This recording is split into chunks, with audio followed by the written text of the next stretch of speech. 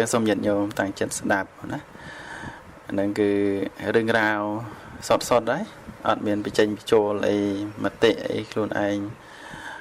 គំនិតខ្លួនឯងទេរឿងរ៉ាវពិតប្រកបសម័យកាលមុន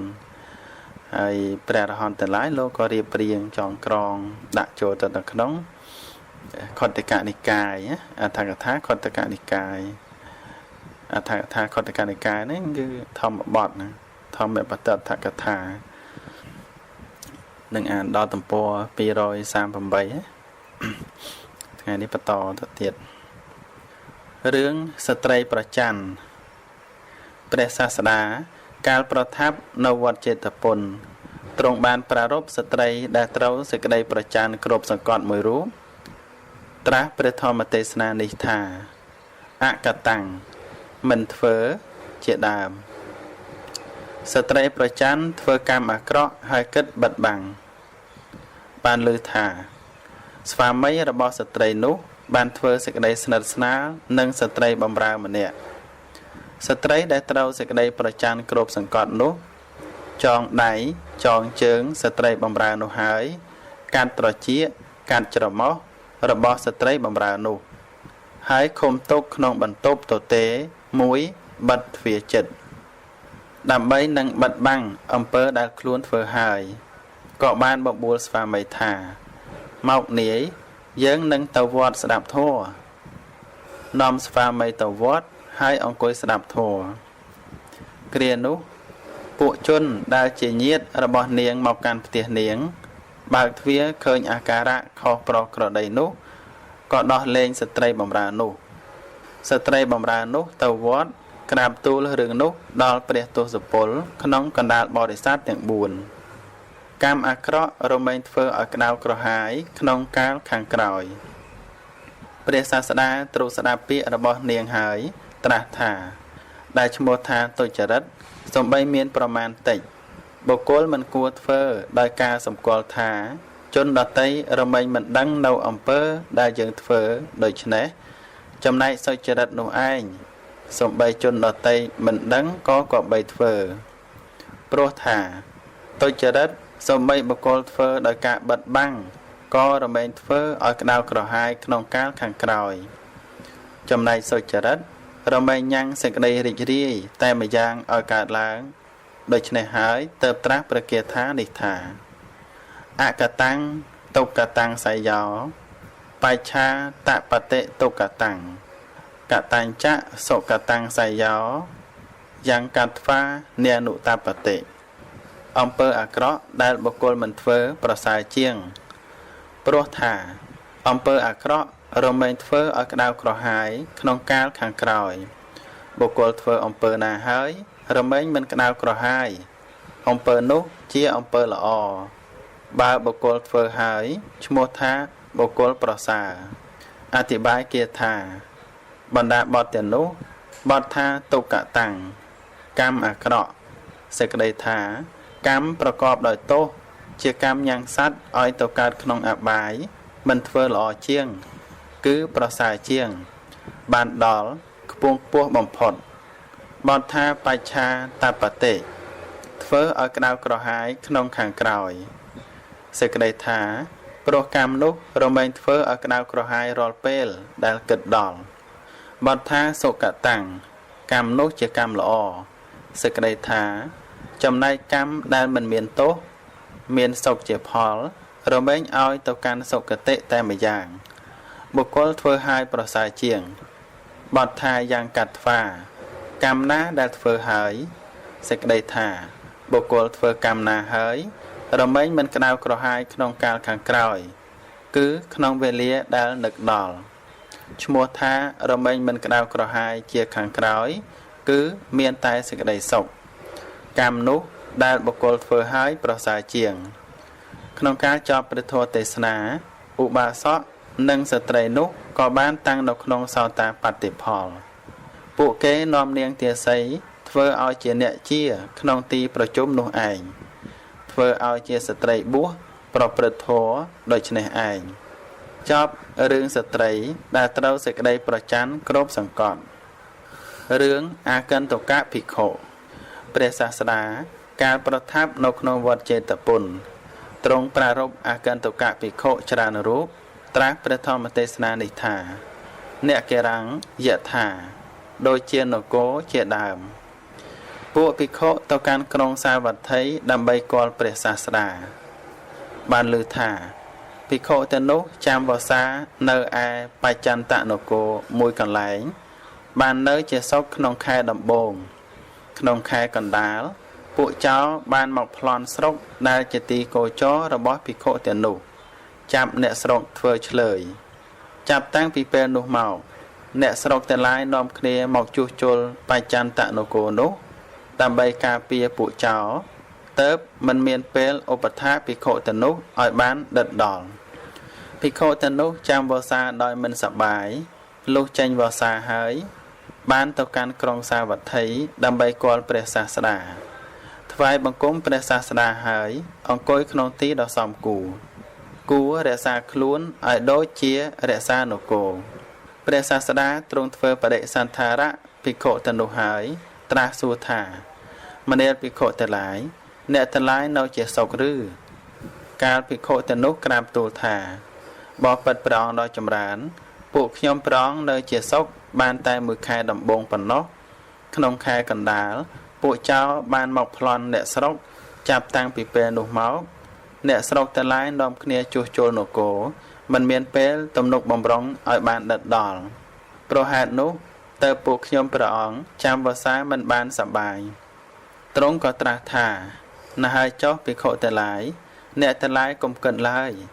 ធម្មតាថាការនៅជាសុខអស់កាលជានិច្ចជារបស់ដែលបុគ្គលរកបានដោយកម្រធម្មតាថាភិក្ខុគួរតែរក្សាខ្លួនឯងឲ្យដូចជាអ្នកនគររក្សានគរដូច្នេះហើយទើបត្រាស់ព្រះគាថានេះថាអ្នកករាំងយថាបច្ចន្តੰគុតតាំងសន្តរៈពាហិរੰអេវੰកោពេថៈអត្តានੰខាណោមាវោឧបច្ចគាខាណាតេតាហេសោចន្តិនិរិយមហេសមបិតានគរនៅទីបំផុតដែនដែលគេគ្រប់គ្រងហើយទាំងខាងក្នុងទាំងខាងក្រៅយ៉ាងណាអ្នកទាំងឡាយគួររក្សាខ្លួនយ៉ាងនោះកុំឲ្យខណៈកន្លងអ្នកទាំងឡាយបានឡើយព្រោះថាជនទាំងឡាយណាដែលឲ្យខណៈកន្លងហើយរមែងសោកសៅក្នុងនគរមីដេដាអธิบายគាថាបណ្ដាបទទាំងនោះបទថាសន្តរៈពាហិរੰទាំងខាងក្នុងទាំងខាងក្រៅជាដើមមានអธิบายថាមនាលភិក្ខុទាំងឡាយ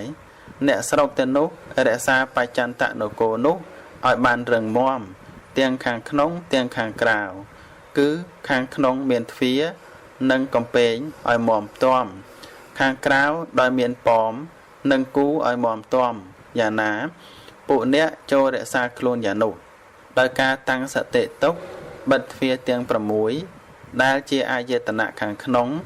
មិនលះបង់សតិជាអ្នករក្សាទ្វាររក្សាអាយតនៈខាងក្នុងទាំងនោះឲ្យមុតមមដោយមិនឲ្យអាយតនៈខាងក្រៅ6ដែលបុគ្គលកាន់យកហើយចូលមកកំចាត់អាយតនៈខាងក្នុងបានត្រួតត្រាមិនឲ្យអាយតនៈក្រៅចូលទៅដោយមិនបណ្ដែតបណ្ដោយសតិដែលជាអ្នករក្សាទ្វារបទថាខណោវោមាឧបច្ចគាកុំឲ្យខណៈកន្លងអ្នកទាំងឡាយឡើយសេចក្តីថាក៏បុគ្គលណាមិនរក្សាខ្លួនយ៉ាងនោះខណៈទាំងនោះគឺខណៈកើតឡើងនៃព្រះពុទ្ធមួយខណៈដែលខ្លួនកើតឡើងក្នុងមជ្ឈិមប្រទេសមួយខណៈមានសមាទិដ្ឋិមួយខណៈដែលអាយតនៈទាំង6មិនវិកលវិការមួយរមែងឈានកន្លងនៅបុគ្គលនោះទៅខណៈនោះឯងចូលកុំកន្លងអ្នកទាំងឡាយឡើយបន្ថាខណៈតេតាអ្នកបណ្ដោយឲ្យខណៈកន្លងទៅជាដើមសេចក្តីថាព្រោះថាបុគ្គលពួកណាកន្លងនៅខណៈនោះទៅនិងខណៈនោះរមែងកន្លងជនទៅនោះទៅជនទៅនោះនឹងជាអ្នកណែនណាន់ក្នុងនរកគឺកើតក្នុងនរកនោះហើយសោកសៅក្នុងការចប់ព្រះធម៌ទេសនាភិក្ខុទាំងនោះកើតសេចក្តីសង្វេគហើយក៏បានតាំងនៅក្នុងព្រះអរហត្តផលដូច្នេះចប់រឿងអកន្តកៈភិក្ខុរឿងពុនិក្រុន ព្រះសាស្តាកាលប្រថាប់នៅវត្តចេតពុនទ្រង់ប្រារព្ធពួកនិក្រុនត្រាស់ព្រះធម្មទេសនានេះថាអលច្ចិតាយេក្នុងវត្ថុដែលមិនគួរខ្មាស់ជាដើមពួកនិក្រុនឆ្លោះជាមួយពួកភិក្ខុសេចក្តីពឹស្ដាថាថ្ងៃមួយភិក្ខុទាំងឡាយឃើញពួកនិក្រុនហើយសន្ទនាគ្នាថាអ្នកមានអាយុពួកនិក្រុនទាំងនេះប្រសើរជាងអាចារ្យទាំងឡាយដែលមិនបាត់បាំងអ្វីឡើយព្រោះថាពួកនិក្រុនសំបីបាត់បាំងនៅផ្នែកខាងមុខតែម្ខាងក៏ជាអ្នកមានសេចក្តីអៀនខ្មាស់ខ្លះពួកនិក្រុនស្ដាប់ពាក្យនោះហើយពោលថាពួកយើងបាត់បាំងប្រហែលនោះក៏មិនមែនតែពួកយើងបាត់បាំងប្រហែលនេះគឺព្រោះថាវត្ថុស្មៅគ្រោកផ្សេងមានអាចដីនិងធូលីជាដើមដែលសត្វមានជីវិតរស់នៅកុំធ្លាក់ចុះក្នុងភេជ្ជៈភិក្ខារបស់យើងហើយបានសួរត្រឡប់នឹងភិក្ខុទាំងនោះយ៉ាងច្រើនរហូតដល់មានការឆ្លោះប្រកែកគ្នាក្នុងវេលាចូលទៅគាល់ព្រះសាស្តាគង់រៀបរយហើយភិក្ខុទាំងឡាយក៏ក្រាបទូលរឿងនោះឲ្យទ្រង់ជ្រាបអ្នកប្រកាន់ខុសរមែងដល់ទុគតិព្រះសាស្តាត្រាស់ថាមនាលភិក្ខុទាំងឡាយបុគ្គលអៀនខ្មាស់ក្នុងវត្ថុដែលមិនគួរអៀនខ្មាស់រមែងជាអ្នកមានទុគតិនៅខាងមុខដោយពិតដូច្នេះកាលនឹងទ្រង់សម្ដែងធម៌បានត្រាស់ប្រកាសថាទាំងនេះថាអលច្ចិតាយេលច្យន្តិលច្ចិតាយេអ្នកលច្ចរេមិច្ឆាទិដ្ឋិសមាទានាសត្តាកេឆន្តិទុក្កតੰអភិយេភយតិសេណោភយេចៈអភិយតិសេណោមិច្ឆាទិដ្ឋិសមាទានាសត្តាកេឆន្តិទុក្កតੰសត្វទាំងឡាយដែលប្រកាន់មិច្ឆាទិដ្ឋិរមែងខ្មាស់ក្នុងហេតុដែលគេមិនត្រូវខ្មាស់រមែងមិនខ្មាស់ក្នុងហេតុដែលគេត្រូវខ្មាស់សត្វទាំងឡាយនោះតែងទៅកាន់ទុគតិសត្វទាំងឡាយដែលប្រកាន់មិច្ឆាទិដ្ឋិរមែងយល់ឃើញក្នុងហេតុដែលគេមិនត្រូវខ្លាចថាជាហេតុដែលគេត្រូវខ្លាចផងយល់ឃើញក្នុងហេតុដែលគេត្រូវខ្លាចថាជាហេតុដែលគេមិនត្រូវខ្លាចផងសត្វទាំងនោះតែងទៅកាន់ទុគតិអธิบายគាថាបណ្ដាបទទាំងនោះបទថាអលច្ចិតាយេក្នុងវត្ថុដែលមិនគួរអៀនខ្មាស់បានដល់ព្រោះភេជ្ជៈភិក្ខាដែលមិនគួរខ្មាស់ព្រោះភេជ្ជៈភិក្ខាជាវត្ថុដែលមិនគួរខ្មាស់ពួកនិក្រុនកាលត្រាច់ទៅបាត់បាំងភេជ្ជៈភិក្ខានោះឈ្មោះថាខ្មាស់នឹងភេជ្ជៈភិក្ខាដែលមិនគួរខ្មាស់នោះបទថាលច្ចិតាយេក្នុងវត្ថុដែលគួរខ្មាស់សេចក្តីថាព្រោះមិនបាត់បាំងអវយវៈភេទព្រោះអវយវៈភេទជាវត្ថុដែលគួរខ្មាស់ពួកអ្នកអាក្រាតកាយទៅនោះកាលមិនបាត់បាំងអវយវៈភេទហើយត្រាច់ទៅឈ្មោះថារមែងមិនខ្មាស់ក្នុងវត្ថុដែលគួរខ្មាស់ព្រោះហេតុនោះកាលពួកគេខ្មាស់ក្នុងវត្ថុដែលមិនគួរខ្មាស់មិនខ្មាស់ក្នុងវត្ថុដែលគួរខ្មាស់ចាត់ថាមានការឃើញខុសព្រោះការកាន់យករបស់ទទេនិងព្រោះប្រកាន់ត្រឡប់សត្វដែលប្រកាន់មមព្រោះការឃើញខុសនោះប្រព្រឹត្តទៅឈ្មោះថាសមាទានមិច្ឆាទិដ្ឋិរមែងទៅកាន់ទុគតិមាននរកជាដើមបទថាអភិយេក្នុងវត្ថុដែលមិនគួរខ្លាចជាដើមសេចក្តីថាភេជ្ជៈភិក្ខាជាវត្ថុដែលមិនគួរខ្លាចព្រោះកិលេសគឺរាគៈទោសៈមោហៈមានៈទិដ្ឋិនិងភ័យគឺទុច្ចរិតមិនកើតឡើងព្រោះអាស្រ័យភេជ្ជៈភិក្ខានោះទេក៏កាលបិទបាំងភេជ្ជៈនោះព្រោះការភ័យខ្លាចឈ្មោះថាឃើញវត្ថុដែលមិនគួរភ័យខ្លាចថាគួរភ័យខ្លាចសេចក្តីពិតក៏អវយវៈភេទជាវត្ថុគួរខ្លាចព្រោះកិលេសទាំងឡាយមានរាគៈជាដើមកើតឡើងព្រោះអវយវៈភេទនិងព្រោះមិនបាត់បាំងអវយវៈភេទនោះទើបឈ្មោះថាឃើញវត្ថុដែលគួរភ័យខ្លាចថាមិនគួរភ័យខ្លាចសត្វទាំងឡាយឈ្មោះថាសមាទានមិច្ឆាទិដ្ឋិព្រោះការដែលខ្លួនប្រកាន់របស់ទទេ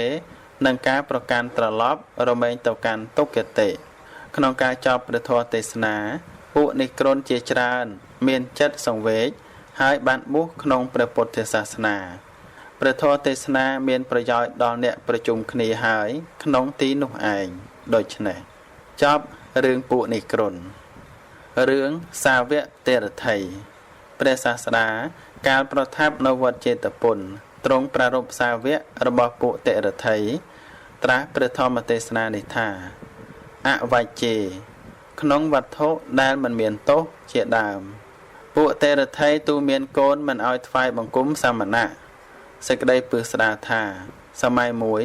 ពួកសាវកអនេរថីឃើញពួកកូនរបស់ខ្លួនព្រមទាំងបពពួកកំពុងលេងជាមួយពួកកូនរបស់ឧបាសកទាំងឡាយដែលជាសមាទិដ្ឋិពេលកូនទាំងនោះត្រឡប់មកផ្ទះវិញក៏ឲ្យកូនទាំងនោះបដិញ្ញាថានឹងមិនឲ្យថ្វាយបង្គំពួកសាមណៈសក្យបុត្រនឹងមិនឲ្យចូលទៅវត្តរបស់សាមណៈទាំងនោះថ្ងៃមួយខណៈដែលកូនរបស់ពួកដេរថីទាំងនោះកំពុងលេងនៅជិតខ្លោងទ្វារក្រៅវត្តចេតពុនក៏កើតការស្រេកទឹកពេលនោះពួកគេក៏ប្រើក្មេងរបស់ឧបាសកម្នាក់ទៅកាន់វិហារដោយពាក្យថាចូលទៅផឹកទឹកក្នុងវត្តហើយនាំមកឲ្យពួកយើងខ្លះផងក្មេងនោះក៏ចូលទៅក្នុងវត្តថ្វាយបង្គំព្រះសាស្តាហើយក្រាបទូលសេចក្តីនោះឲ្យទ្រង់ជ្រាបបុត្ររបស់ពួកទេរថីរាប់អានព្រះពុទ្ធសាសនាគ្រានោះព្រះសាស្តាត្រាស់នឹងក្មេងនោះថាពេលយើងផឹកទឹកហើយចូលទៅប្រាប់ពួកក្មេងក្រៅនេះឲ្យមកផឹកដោយខ្លួនឯងចោះគេក៏បានធ្វើដូច្នោះពួកក្មេងទាំងនោះបានមកផឹកទឹកនៅទីនោះព្រះសាស្តាត្រាស់ឲ្យហៅក្មេងទាំងនោះមករួមគ្នាត្រាស់ធម្មកថាដែលសមគួរដល់ក្មេងទាំងនោះទ្រង់ធ្វើក្មេងទាំងនោះឲ្យមានសទ្ធាតាំងនៅក្នុងសារណៈនិងសិលក្មេងទាំងនោះត្រឡប់ទៅកាន់ផ្ទះរៀងៗខ្លួនហើយដំណើររឿងប្រាប់ដល់មេដានិងបិតាស្ដាប់គ្រានោះមេដានិងបិតារបស់ពួកគេក៏ទោមនោះនិយាយថាកូនរបស់ពួកយើងកើតការយល់ខុសហើយគ្រានោះអ្នកដែលស្និទ្ធស្នាលរបស់ពួកគេជាមនុស្សឆ្លៀសវៃមកពោលធម៌ដល់ពួកគេដើម្បីបន្តបងសេចក្តីទាស់ចិត្តមេដាបិតាក្មេងទាំងនោះស្ដាប់ធម៌ហើយទៅពោលថាពួកយើងនឹងប្រគល់ក្មេងៗទាំងនេះឲ្យព្រះសាមណៈគោតមលុះពោលដូច្នេះហើយក៏នាំក្មេងទាំងនោះព្រមទាំងពួកញាតិជាច្រើនទៅកាន់វិហារការយល់ឃើញជាហេតុឲ្យសត្វទៅកាន់ទុគតិនិងសុគតិព្រះសាស្តាទ្រង់រមិលមើលនៅឧបនិស្ស័យរបស់ជនទាំងនោះហើយកាលនឹងទ្រង់សម្ដែងធម៌បានត្រាស់ប្រកាសថាទាំងនេះថាអវជេវជ្ជមេតេណោវជ្ជេចៈអវជ្ជទសេណោមិច្ឆាទិដ្ឋិសមាទានាសត្តាគេឆន្តិទុគតੰវជ្ជេចៈវជ្ជតោញត្វាអវជ្ជេចៈអវជ្ជតោសមាទិដ្ឋិសមាទានាសត្តាគេឆន្តិសុគតੰសត្វទាំងឡាយដែលប្រកាន់មិច្ឆាទិដ្ឋិរមែងយល់ឃើញក្នុងហេតុដែលឥតទោសថាជាហេតុមានទោសផងយល់ឃើញក្នុងហេតុដែលមានទោសថាជាហេតុឥតទោសផងសត្វទាំងនោះតែងទៅកាន់ទុគតិ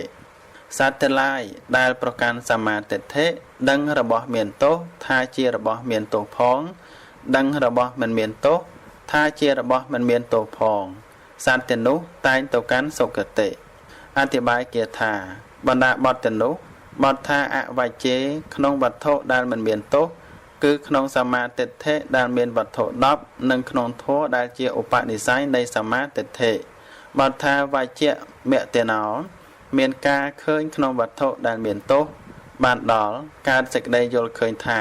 នេះមានទោសប៉ុន្តែសត្វទាំងនោះមានការឃើញថាទោសមិនមានក្នុងវត្ថុដែលមានទោសគឺមិច្ឆាទិដ្ឋិដែលមានវត្ថុ10និងធម៌ដែលជាឧបនិស្ស័យនៃមិច្ឆាទិដ្ឋិនោះអធិប្បាយថាសត្វទាំងឡាយឈ្មោះថាប្រកាន់មមនៅមិច្ឆាទិដ្ឋិព្រោះប្រកាន់មមក្នុងមិច្ឆាទិដ្ឋិនោះគឺដឹងវត្ថុដែលមិនមានទោសថាមានទោសនិងដឹងវត្ថុដែលមានទោសថាមិនមានទោសហើយប្រកាន់ទៅកាន់ទុគតិសេចក្តីនៃព្រះគាថាទី2បណ្ឌិតក៏បីជ្រាបដោយនៃផ្ទុយគ្នាដោយដែលបានពោលហើយចោះក្នុងការចប់ព្រះធម៌ទេសនាជនទាំងនោះក៏តាំងនៅក្នុងសារណៈ3កាលបានស្ដាប់ធម៌ដទៃទៀតក៏បានតាំងនៅក្នុងសោតាបត្តិផលដូចនេះរឿងសាវករបស់ពួកទេរថីចប់ត្រឹមតែប៉ុណ្ណេះសូមអនុមោទនាចាប់រឿងនឹងទៅដល់ម៉ោងល្មមហើយបន្ទាប់ ទៅខាងមុខទៀតហ្នឹងចូលដល់នេកវៈហ្នឹងវគ្គទី23ហ្នឹងហើយនៅក្នុងបកាថាធម្មបទហ្នឹងមានតែ26វគ្គទេអញ្ចឹងនៅសល់តែប្រហែលវគ្គទៀតហ្នឹងចប់ហើយអញ្ចឹងប៉ុណ្្នឹងចប់ណាសូមប្រមូលបុណ្យកាត់ពីធម្មទាននិងបុណ្យផ្សេងប្រគេនដល់កណ្ណាគ្រប់អង្គញាតិញោមស្រីប្រុសគ្រប់គ្នាសូមបានសម្រេចបុណ្យកុសលនិងរួចផុតចាកទុក្ខគ្រប់អង្គគ្រប់គ្នានៅពេលនេះខ្ញុំកណ្ណាអាត្មាភាពភិក្ខុគុណសោពិណោយិនសូមក្រាបថ្វាយបង្គំលានិងចម្រើនពរលា